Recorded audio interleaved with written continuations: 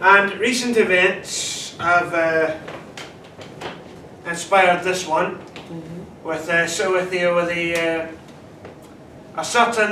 right-wing political figure, would-be political figure, making fun of a woman, audio on national television, and it's made me think of the Me Too movement and the war and what happened there. And this piece is called "The War of the Sexes."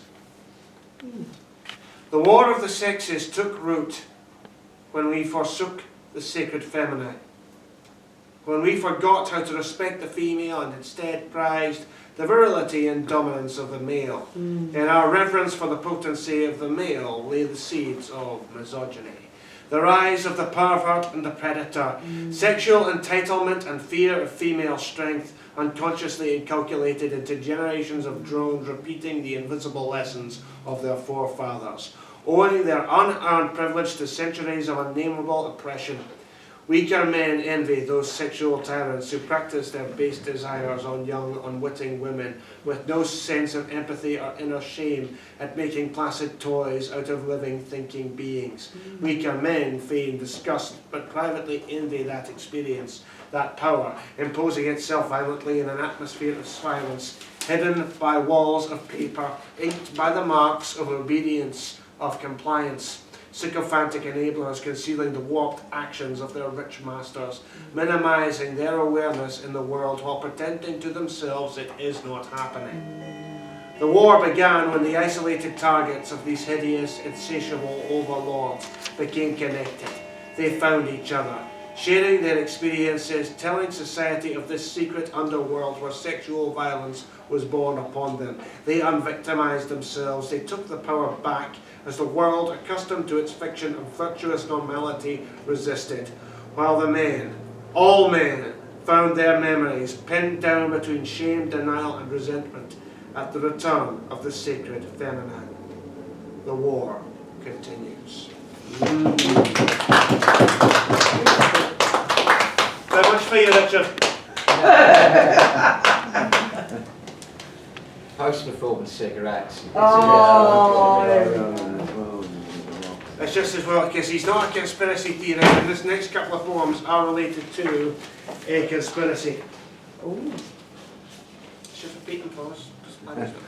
Just wish he was here to see this. Anyway, it's coming up, guys, by the way, for the 60th anniversary of the assassination of John F. Kennedy. I have a couple of ideas about that, and here are a couple of pieces. This one's prose, actually. It's called The Killing Zone. 11/22/1963, Dallas, Texas, USA. President John F. Kennedy and his wife Jackie Kennedy ride in the presidential limousine, taking them through the Texan capital of Dallas. They are sat in the passenger seat of the presidential limousine. In front of them are Texas Governor John Connolly and his wife Nellie. Vice President Lyndon Baines Johnson is sitting in the convertible following them with his wife Lady Bird. Both cars are driven by Secret Service agents charged with the protection of the president. The motorcade leaves Dallas Love Field Airport at 11:40 p.m. and proceeds on a meandering 10-mile route towards the Dallas Trade Mart.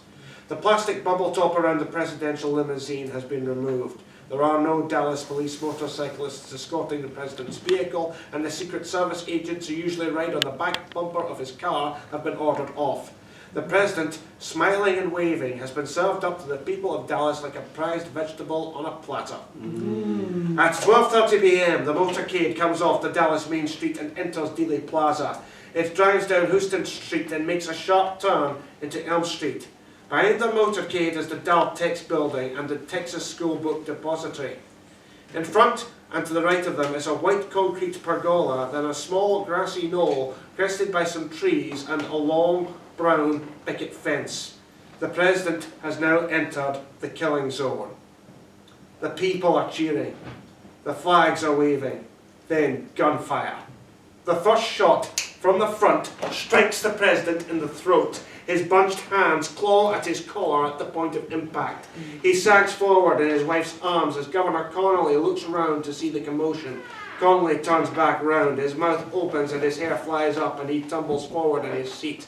Another shot strikes the sidewalk car, wounding an onlooker in the cheek. The president is shot again, a shallow wound that penetrates his back. Jackie cradles him, her husband reduced to a wounded, helpless infant as the final shot, the kill shot, slams him backward in his seat, the right side of his skull erupting in a shower of bone and brain matter. The people have ducked for cover. There is a smell of gunpowder in the air. Onlookers rush towards the fence atop the grassy knoll as the hired assassins dismantle their weapons. Their handlers produce guns and Secret Service angels to ward off witnesses as the killers make their getaway. The limousine has slowed down in the confusion before accelerating through the triple underpass towards Parkland Hospital, where John Fitzgerald Kennedy, the 35th President of the United States, is pronounced dead at 1:00 p.m. Central Standard Time on November 22nd, 1963. Spectres of Dallas. America, America, the land of the free. America, America, God shed his grace on me. A vast, enormous landmass that proclaims itself to be the land of the opportunity, the land of opportunity and the land of the free. But the land of the free is a nation state whose history is built on lies, on stolen land paid for with the blood of stolen lives. A country built on profit and war, a country built on slavery, concealed under the illusion of freedom and democracy. A country built on a conspiracy by the rich overlords and their acolytes to use the apparatus of government for their own security and enrichment, their own freedom. And anyone who threatens this system will not survive its retribution. 11/22/1963, a date etched into the global consciousness, when the world's most powerful man was lured into a turkey shoot, his frail body shot to pieces by invisible assassins seen by many eyes. A power grab concealed in a maze of misdirection, misinformation and unanswered questions that people can't stop asking. A people whose mythology has crumbled in a nation state pursued by the spectres of Dallas.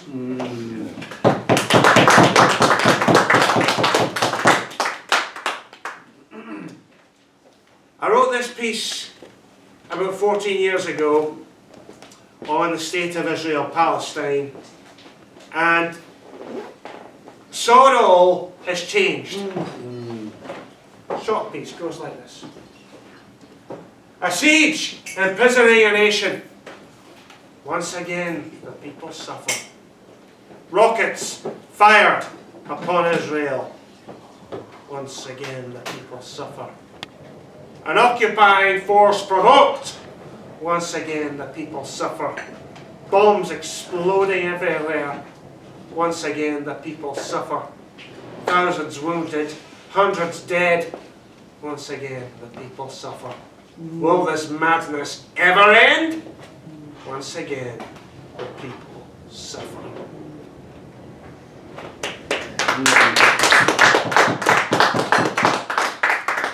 Close on this one. It's an oldie. It's pretty relevant.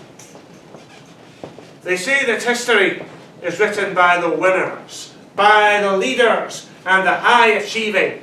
That's what the record books would have us believing. But if you read between the lines, if you look behind the lies, you find that real life, real history is not written by the winners. It is written by the losers. So here's to them. Here's to the lost and the abandoned, to the abused and the neglected, to the people trapped in vicious cycles, to the confused and the addicted. Here's to the powerless and the marginalized, to the clueless and the ignorant, to the ones who are always left behind, to the weak and the incompetent. Here's to the boring, the banal and the utterly tedious, to the jealous, to the miserable, to the bitter and the envious. Here's to those who let life pass them by and regret lost opportunities, to all the middling in-betweens, to all the mediocrities. Here's to those who would gladly save the world if they could, to the naive, the well-meaning and the misunderstood. Here's to the doctors, nurses, teachers, all those who are put upon who sacrifice for other people only to get shat upon. Here's to the immigrants, the slaves and the underpaid workers, to the families, to the fathers and the overworked mothers. Here's to the homeless, to the starving, to the beggars on their knees, to the has-beens that never were and the never going to be's. Here's to those who are lonely, who are always out of love, to the voices who are never heard and who aren't heard often enough, the ones who are never seen. Not the government, not their enemies, but the ones caught in between. I'm talking about those who have lost everything, the deprived and the unfortunate, the ones who do not understand, the innocent and the illiterate, the people condemned to live their lives in a void, the mentally ill and the unemployed, the people in debt who can't pay back their arrears, the ones who are grieving and can't hold back the tears, all the countless victims of brutality and torture, the young and the destitute left without a future. But I'm telling you a lie. Here's the reason why. These people are not losers. These people are survivors. Their endurance should inspire us. So while the winners and their toadies take the credit and the glory, let the survivors have a chance to tell the real story. Thank you very much.